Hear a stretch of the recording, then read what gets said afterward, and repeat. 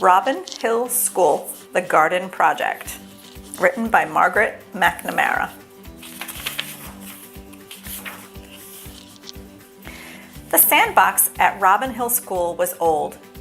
"We can make it into a garden," said Mrs. O'Connor. Parents filled the sandbox with dark brown dirt. Mrs. Connor divided the garden into 4 squares, 4 students for every square. Nick, Katie, Emma, and Ian planted radish seeds. Nick made holes in the dirt with his fingers. Emma dropped 1 seed in each hole. Ian covered them up. Becky, Hannah, Jamie, and Michael planted sunflower seeds. "Just 3 of 4, said Mrs. Connor. "Sunflowers are big, and they need a lot of sun," said Jamie. Andrew, Ayana, Griffin, and Riza planted pea pods.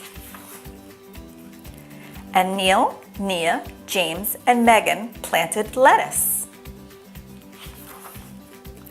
"Yuck," said Neil. "I don't like vegetables." "We shall see," said Mrs. Connor. Every day, the first graders tended their garden. They watered, they waited.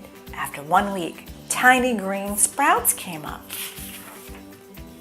The class picked weeds, they kept birds away, they watered some more, they waited some more. After 3 weeks, little lettuces were growing. "They're so cute," said Nia. After 4 weeks, the sunflowers were starting to grow taller. "Taller than me," said Hannah. At last, the first grade garden was ready to harvest. Mrs. Connor made lettuce and radish salad with pea pods on top.